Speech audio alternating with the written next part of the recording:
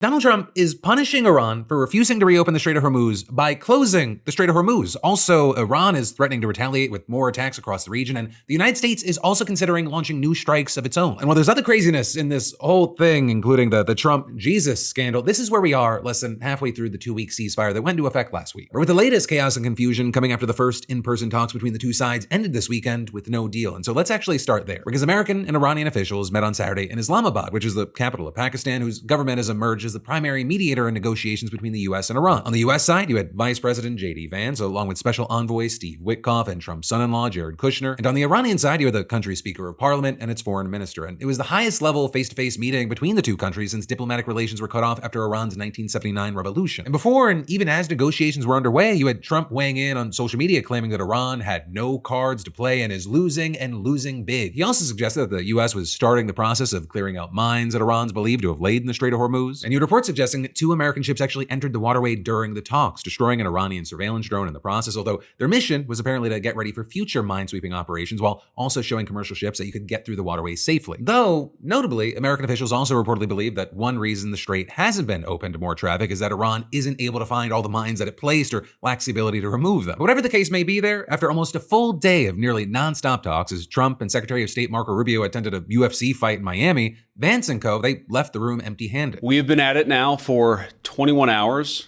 and we've had a number of substantive discussions with the Iranians. That's the good news. The bad news is that we have not reached an agreement, and I think that's bad news for Iran much more than it's bad news for the United States of America. Now, Vance didn't say whether the 2-week ceasefire with Iran would remain in effect, what would happen with the Strait of Hormuz, or if Trump would now follow through with his threat to destroy an entire Iranian civilization.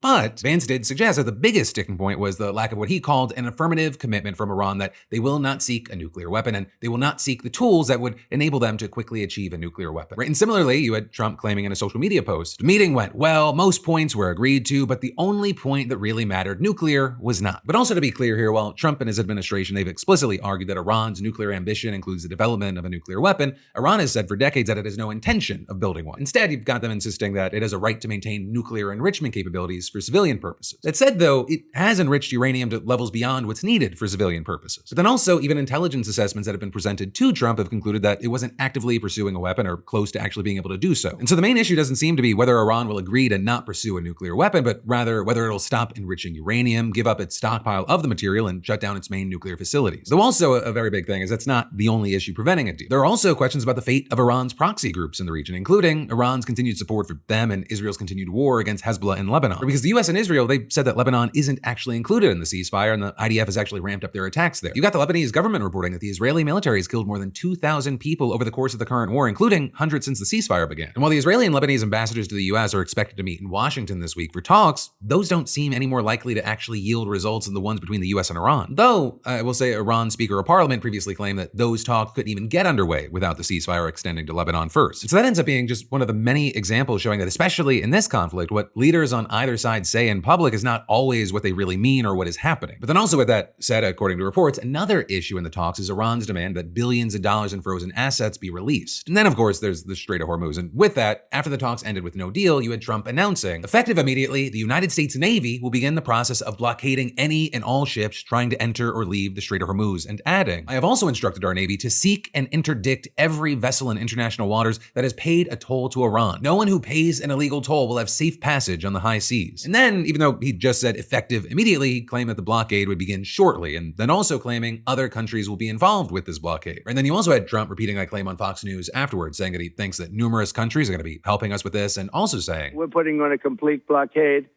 We're not going to let Iran make money on selling oil to people that they like and not people that they don't like, or whatever it is. It's going to be all or none, and that's the way it is. And it'll be, you saw what we did with Venezuela.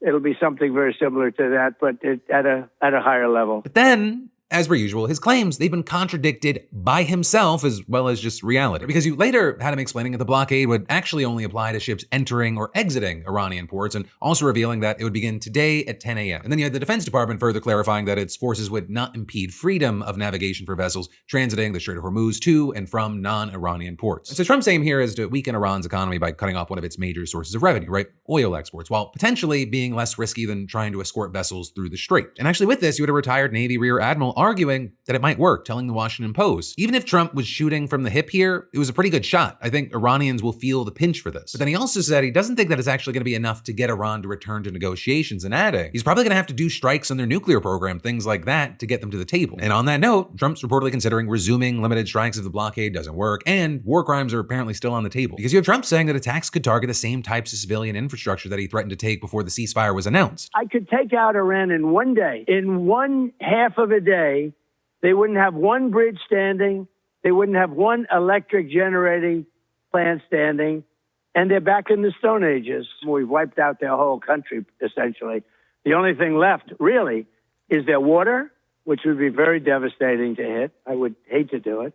But it's their water, their desalinization plants, their electric generating plants, which are very easy to hit. And while with all this, Trump said that he predicted that Iran would come back and give the administration everything that it wants. I mean, we've heard that before. And so in the meantime, there might even be a chance that Iran is the one that decides to resume strikes in response to efforts by Trump to enforce his blockade. Or with a military spokesman claiming today that if Iranian ports were threatened, no port in the Persian Gulf and the Sea of Oman will be safe. But with that, there does seem to be a chance, at least, of the two sides striking a deal. After this weekend's meeting, you had Iran's Speaker of Parliament writing that the opposing side ultimately failed to gain the trust of the Iranian delegation in this round of negotiation, which isn't super promising, but it does imply that the US could win their trust in later rounds of talks. For now, Pakistani, along with Egyptian and Turkish mediators, are continuing talks with the US and Iran to try to bring them both back to the negotiating table. And according to reports from Axios, all parties still believe that a deal is possible. They're just hoping that one can be reached before the ceasefire expires on April 21st. But also, while that plays out, a lot of questions remain about if, how, and how quickly Trump's blockade could be effectively enforced. Especially because, despite Trump's claims, it doesn't appear that anyone's lining up to help. The UK, Germany, Spain, Italy, Poland, and Greece have all ruled out sending naval forces to support the effort, with Spain's defense minister arguing that Trump's proposal just makes no sense and adding, since this war started, nothing makes sense. This is another episode in the downward spiral the world has been dragged into. And you've had at least one expert arguing that Trump is undermining his own efforts by claiming that other countries are going to help without saying which ones. Saying this habit of saying that people are on board with him while not naming them diminishes his credibility, and that does not work well for US standing internationally. And that same expert argued that Trump's overestimating how effective the economic pain of a blockade will be in changing Iran's position, saying Iran is already hurting and they have shown that they are willing to take more than a couple of hits, saying the Iranian regime is not one that cares for the well-being of its citizens, and there is no civil society that can raise its voice against the regime in the face of economic calamity. And while the blockade could potentially lead to more suffering for the Iranian people, it could also just make worse the already massive economic and humanitarian fallout from the war globally. Where this morning, oil prices were back up to $100 a barrel after having previously dropped thanks to the ceasefire news. And you now have the UN Development Program warning that more than 32 million people worldwide could fall into poverty thanks to the war. And while the US might not be the most affected country, the impact, it is very real and it is very significant, especially for those already struggling. And we're getting a glimpse about how some of this is playing out right in Asia, which is extremely reliant on Middle Eastern oil. We've seen protests and even violence. And actually now you're seeing the fallout from the war causing major chaos over in Ireland, where the Prime Minister just announced €505 million tax cuts on motor fuel amid nationwide protests over gas prices. Because over the last week, protests have erupted across Ireland, led primarily by farmers, truckers, and drivers hit hardest by soaring fuel prices. And these weren't just marches. You had protesters using tractors and trucks to form blockades on major motorways, including one of Dublin's busiest streets. You also had vehicles blocking tankers from entering or leaving Ireland's only oil refinery for several days. Similar blockades also shut down at least 2 ports and multiple fuel terminals, and the impact was immediate. Around a third of Ireland's gas stations ran out of fuel, and you had government officials warning that the protests and shortages could prevent emergency services from responding. And over the weekend, you ended up seeing instances where police and in some cases the military moved to clear protest sites. Which then brings us to the government's response, which included, yes, the Prime Minister announcing that €505 million in motor fuel tax cuts. Also, he condemned the protesters for making the fuel scarcity worse. The government also postponed a planned carbon tax increase and are going to introduce fuel subsidies for farmers and fisheries. But also a huge thing is that this is coming just weeks after the government enacted a separate €250 million tax break. So that means that Ireland has now committed over €750 million in fuel relief in a matter of weeks. Now that said, the new proposal still needs parliamentary approval. Also, multiple protesters told reporters that it does not go far enough. So smaller protests and traffic disruptions continue today, and key protest leaders have vowed to keep targeting major infrastructure. But then also, it's not just protesters who think that the government is falling short. Members of parliament from across the opposition have accused the PM and his ruling party of failing to listen to or adequately help working people. And in fact, the largest opposition party announced that it's going to introduce a vote of no confidence in the ruling government tomorrow. So if that passes, the Prime Minister and his government are going to be forced to step down. As far as why this matters or why we're talking about it today, it's not just because we have a surprising number of beautiful bastards in Ireland that watch the show. In fact, the Irish oddly have my back more than most people. Rather, because Ireland is a country of 5 million people, thousands of miles from Iran, Iran with no involvement in this war. And they, just because they exist, are now facing fuel shortages, refinery blockades, military deployments to clear protest sites, a €750 million emergency response, and a potential government collapse, all because of the global energy crisis triggered by Trump's war. This is what the ripple effects look like not in the abstract, not in economic projections,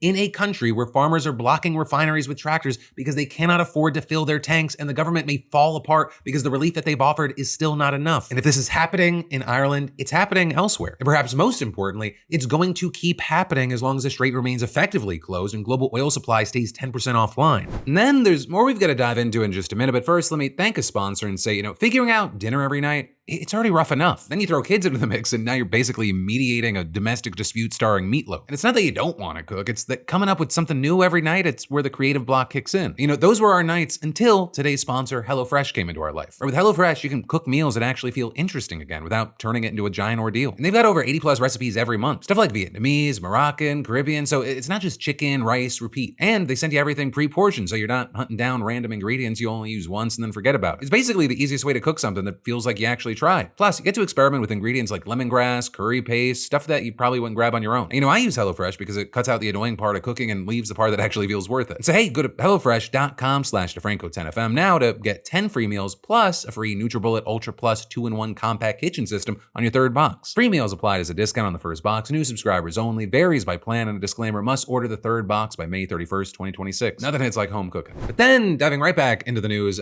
Trump just attacked the Pope on Truth Social, took credit for him being the Pope, shared an image of himself depicted as Jesus Christ, and then told reporters, I am not a big fan of Pope Leo. And while I can't wait to dive into that picture with you, where I'll start is with Trump's rant. Because he posted this aggressive, rambling attack on Pope Leo on Truth Social last night. He accused the Pope of being weak on crime and terrible for foreign policy, and said he likes Leo's brother better because he's all MAGA. He also wrote, I don't want a Pope who condemns U.S. actions against foreign nations like Iran and Venezuela. And I don't want a Pope who criticizes the President of the United States because I'm doing exactly what I was elected in a landslide to do. With him then, like I said, taking credit for Leo being Pope in the first place, saying Leo should be thankful because, as everyone knows, he was a shocking surprise. He wasn't on any list to be Pope and was only put there by the church because he was an American, and they thought that would be the best way to deal with President Donald J. Trump. If I wasn't in the White House, Leo wouldn't be in the Vatican. And Trump closes up by telling the Pope to get his act together, use common sense, stop catering to the radical left, and focus on being a great Pope, not a politician. And then, shortly after that rant, Trump shared an image depicting himself as Jesus Christ. And actually, a nearly identical image was posted by diehard loyalist Nick Adams back in February. But Trump's decision to share it now in the middle of an active feud with the Pope over whether God endorses war was a completely different thing. And in fact, even on Truth Social, his own platform, a large number of the replies asked him to take it down and they called it inappropriate. And then over on Twitter, the reaction was even worse. You had Marjorie Taylor Greene saying that it looks like Trump's trying to show himself replacing Jesus and adding, I completely denounce this and I'm praying against it. Though Marge was really the least of it. Even active current supporters of Trump were calling him out, which then may be part of the reason why Trump did a very non-Trump thing and he actually deleted the post. Though I will say, he didn't back down. Right, one, regarding Pope Leo, when speaking to reporters after getting off Air Force One, he said, I don't think he's doing a very good job. He likes crime, I guess. We don't like a pope that's going to say that it's okay to have a nuclear weapon. We don't want a pope that says crime is okay in our cities. I don't like it. I'm not a big fan of Pope Leo. He's a very liberal person. And he's a man that doesn't believe in stopping crime. And two, regarding the now deleted image that he posted of himself depicting Jesus Christ, he said, I did post it, and I thought it was me as a doctor. So yeah, Trump said that this image right here is actually him as a doctor in a flowing white robe with glowing hands, healing the sick, while bald eagles fly overhead next to fighter jets. And also, if you were offended or you think that he was depicting himself as Jesus, you are fake news. And so once again, it seems like President Trump is either lying or sundowning. But also, going back to Trump's attack on the Pope, it came after 60 Minutes aired an interview with 3 American cardinals, right? And they all echoed the Pope's criticism. Right, on Iran, one said it's an abominable regime and it should be removed, but this is a war of choice that we went to, and I think it's embedded in a wider moment in the United States that's worrying, which is this. We're seeing before us the possibility of war after war after war. And on immigration, one doubled down on his previous comments, calling ICE a lawless organization, saying when people act in this way, when they have to hide their identities to terrify people, when they can actually violate our guarantees of our Constitution and Bill of Rights, well, I think somebody's got to call that out, and I'm not the only one. Generally, Catholics all the way up the ladder, they've been taking a firm stance against Trump. And really, very few have seemed worried about whatever retaliation comes their way. And actually, least of all would be Pope Leo himself, right? And he responded to Trump's attack while boarding a plane to Algeria to begin a 10-day tour of Africa. I have no fear of neither the Trump administration conversation or speaking out loudly about the message of the gospel. And that's what I believe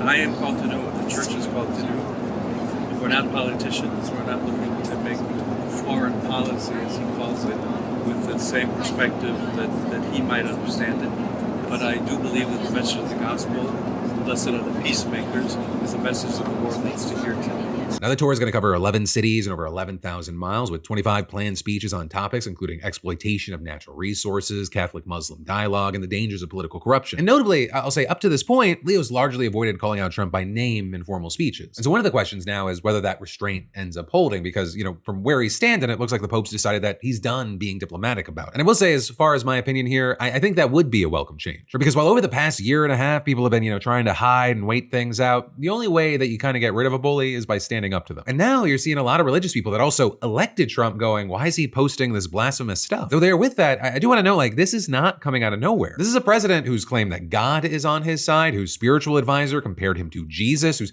defense secretary credits divine providence for military operations, and whose administration reportedly told a Vatican envoy that the US military can do whatever it wants and the church should get on board. Yes, now also with this latest thing, you have some religious Trump supporters going, oh my God, is he the Antichrist? And then as far as Trump's response, he's just doubled down on the attacks on the Pope. And if you were offended by the photo, it's because you're fake news and also because he was just a doctor in traditional doctor clothes with traditional doctor glowing hands. And honestly, with him posting this, maybe TDS actually stands for Trump devotion syndrome. But then actually to go from that disturbing situation to a very different kind of disturbing situation, we've got to talk about California. Because California's top Democratic candidate for governor just dropped out over accusations of sexual assault and rape. And then in addition to that specific situation, there are also other ripple effects that many people are wondering about. But where we should start is with Eric Swalwell taking to social media yesterday to officially announce that he is dropping out of the race, saying, I am suspending my campaign for governor. To my family, staff, friends, and supporters, I am deeply sorry for the mistakes and judgment I've made in my past, and saying I will fight the serious false allegations that have been made, but that's my fight, not a campaign's. Right in that, coming after CNN and the San Francisco Chronicle reported the allegations on Friday. And I guess to some degree at least, he was right, because as reporters spoke with ex-staffers, things did seem worse than his campaign could handle. You had one saying that in 2019, when she was 21, she and Swalwell were driving to an event together, and she said he then unzipped his pants and told her to give him oral sex, which she did. Again, I felt incredibly uncomfortable, and I stopped and I said to him, this feels really uncomfortable and anyone could see us right now. And he said to me, you're right, it's probably not good for a congressman to be caught with his pants down. Did he ask you to send him lewd photos? Yes. And did he ever send lewd photos? Yes. He would send short Snapchat videos of him rubbing his penis through his pants while on the airplane. While that accuser stayed anonymous, we saw a total of 4 victims coming out with stories that were similar to this. Different accuser than the one you heard from in the clip said that Swalwell also sent her nude images on Snapchat in 2021. She accused Swalwell of sending her inappropriate texts just 3 months after his wife gave birth to their 3rd child as well. And the allegations, they just kept getting worse as we heard more. The 5 of us were having some drinks. At some point, it was time to go home. I got in an Uber. I was taken to the Aloft Dublin Pleasanton where he was staying, and I don't remember what happened that night, but I know that there was sexual contact, because when I woke up in the morning I could feel that there was, and he said as much too. What did he say? That last night was great. It didn't feel great to me because I didn't remember it. Without getting too graphic, the CNN report even mentioned this alleged victim waking up with bruises and bleeding after a blacked out night in Swalwell's New York City hotel room. They're saying the next day she saw flashes of the previous night with him on top of her pushing him off, him grabbing her. It was aggressive. Did you say no? Yes. I said no. He didn't stop. He didn't stop. And you woke up the next morning. I woke up the next morning naked, alone in his hotel room. So now the Manhattan District Attorney's Office is investigating the allegations. Also, a video surfaced this weekend that didn't help his case. Right, and actually before dropping out, on Friday, Swalwell posted a video to all this. These allegations of sexual assault are flat false. They are absolutely false. I do not suggest to you in any way that I'm perfect or that I'm a saint. I have certainly made mistakes in judgment in my past. But those mistakes are between me and my wife. And to her, I apologize deeply for putting her in this position. You also had Swalwell's lawyer telling the Times that this was a coordinated effort to undermine his candidacy, saying, "We believe these allegations are baseless and continue to seek the truth." And then also on top of all those allegations, you have Homeland Security also announcing an investigation against Swalwell for employing a Brazilian nanny without a lawful work authorization. But with all that said, in response to these mounting allegations, more than 50 of his former staff members, along with Democratic officials like Nancy Pelosi, called for Swalwell to suspend his run. You had Pelosi saying that it's clear the investigation is best done outside of a gubernatorial campaign. House Democrats also issued a joint statement calling for Swalwell to drop out, and some people have even said that he should give up his seat in Congress as well. And this is a pretty big fall from grace because Swalwell had made a pretty strong name for himself in the Democratic Party. He beat an incumbent for his seat back in 2012. He had a short run for president in 2019 before then becoming a vocal critic of Donald Trump. And despite the race in California being pretty crowded, Swalwell received a lot of support from other elected officials and California unions, which helped him stand out from the rest. However, many of those supporters, like Senator Adam Schiff, withdrew their endorsements, calling for him to step down from the race. And so now while we wait to see what else is learned, what comes from the investigation, you have many looking, going, okay, well, now that he's out, where does that leave California Democrats? Because there are actually 7 more Democratic candidates, including former elected officials, a former member of Biden's cabinet, and also people have their eye on billionaire Tom Steyer. And so now you have many wondering, well, where does the Swalwell vote go? Because one of the issues is that none of these candidates matter if they do not get more votes than Chad Bianco or Steve Hilton, the Republican candidates who now lead the pack in recent polling. Because in a jungle race, that's the reality. And the stakes here are incredibly high because, I mean, just talking about the 2 Republicans, while Hilton, he seems willing to work with California's Democratic-led legislature, Bianco plans to go scorched earth, saying, you want to know how I'm going to work with the Democratic legislature? I'm not. I'm going to get every single one of them unelected. Every single day, I'm going to stand on the steps of the Capitol and I'm going to tell the California voting public about the idiots in Sacramento that are ruining their lives. And if either candidate wins, the state legislature could work to block their agendas, but also the candidates, they could reshape their executive agencies, leading California into a gridlock. And both of the Republican candidates plan to maintain a better rapport with Trump than Newsom did during his time in office. For now, at least on this front, we need to see what happens with the polling. And of course, the election, it's just around the corner. It is set for June 2nd. So that's really just leaving a small window for the candidates to either go, okay, I'm going to be one of the top 2, or drop out and consolidate their vote to one of the other Democrats. Then from that, as we start to wind down today's show, I've got 2 more things for you, a congratulations and one more really important story. So first up, congratulations to Kevin T, SeatGeek's weekly winner, who just scored $500 in tickets and is planning to watch the Denver Nuggets in the playoffs. For the rest of y'all, that's right, SeatGeek is still giving away $500 in tickets, and you should definitely enter today if you haven't already. I mean, you could be the next winner and snag $500 towards seeing your favorite artist, sporting event, or play. There's like over 70,000 events to choose from. And all you gotta do is just add code DeFranco to your SeatGeek app profile for a chance at the weekly $500 prize, no purchase necessary. But then from that, we jump to our final piece of news today, and it's just this huge news out of Europe that we've got to talk about. Of course, I'm talking about Hungary, whose people just kicked King Orbán off his throne after 16 years of practically unchallenged rule. And that somehow went down, even though JD Vance, he lent his glittering star power and rock-solid popularity toward campaigning in Hungary last week. Mr. President, you are on with about 5,000 Hungarian patriots, and I think they love you even more than they love Viktor Orbán. Well, I can't believe that. I can't believe that because I love Hungary and I love that Viktor. I'll tell you, he's a fantastic man. We've had a tremendous relationship. Man has so little charisma, he accidentally might be one of the biggest members of the resistance. But hey, even assuming that he helped rather than hurt, it still wasn't enough. When the news broke on Sunday night that Orbán had conceded the race, the scene in Budapest, it was electric. Tens of thousands of people pouring into the streets, car horns blaring, anti-regime music filling the air. You had people dance and scream and waving flags, popping off fireworks, kissing, hugging, crying. It was just pure jubilation. We are glad to feel some sense of hope finally. Yes! Yes! After yes. And I'm so happy and I'm glad Hungary is free now. Yay! You know, it is hard to communicate exactly what this moment felt like for so many Hungarians, because even with just how horrific Trump off it is, we still have a relatively free press and opposition party and some surviving checks and balances. In Hungary, they really haven't had those things, at least until now. So for young people there, all they've really known for most of their lives is Viktor Orbán. It would be like for us if instead of Obama winning back in 2008, Trump did, and then he and the Republicans held the entire country in a vice grip until they completely got wiped out in 2024. Also, I'll say a big thing is in Hungary's case, Orbán, he didn't pull a January 6th last night. Instead, he said, yeah, I lost. With the New York Times even calling his concession speech surprisingly early and gracious, though he did promise never to give up fighting for his political vision. So now as far as, who's taken his place, let me introduce you to Péter, a 45-year-old upstart who campaigned on fixing the economy, ending corruption, and restoring democracy. Nem kicsit, hanem nagyon. We won not small, but big, very, very big. Together, we changed the Orbán regime. Together, we liberated Hungary. We took our homeland back.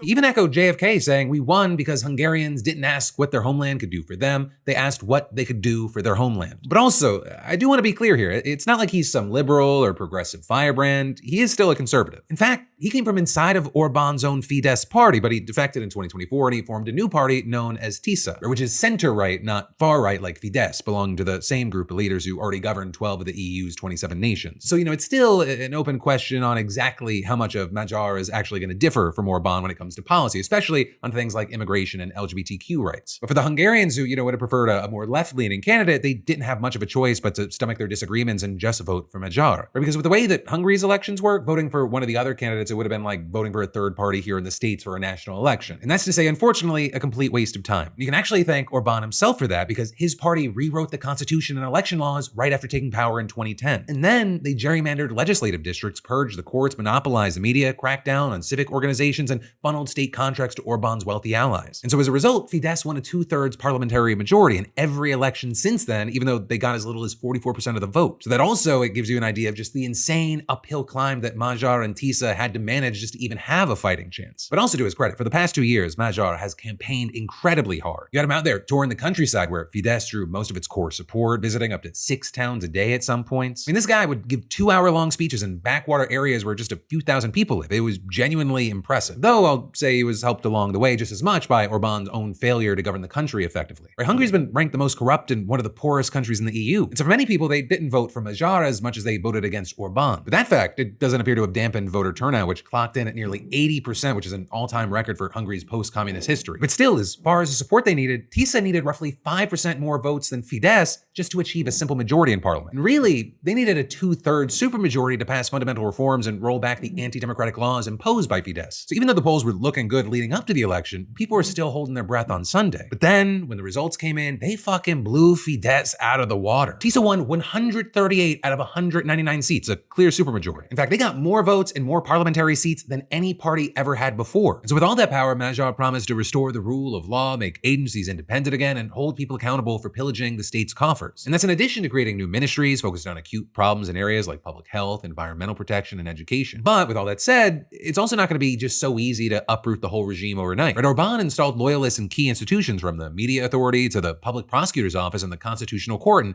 many of those appointments, they're locked in place for years. But also, if Magyar wants to unlock the billions of euros in subsidies that the EU has withheld over corruption concerns, he's going to have to pass certain reforms by August of this year. By the way, he's promised to bring Hungary back into the European community. I mean, his supporters even chanted Europe at his victory speech.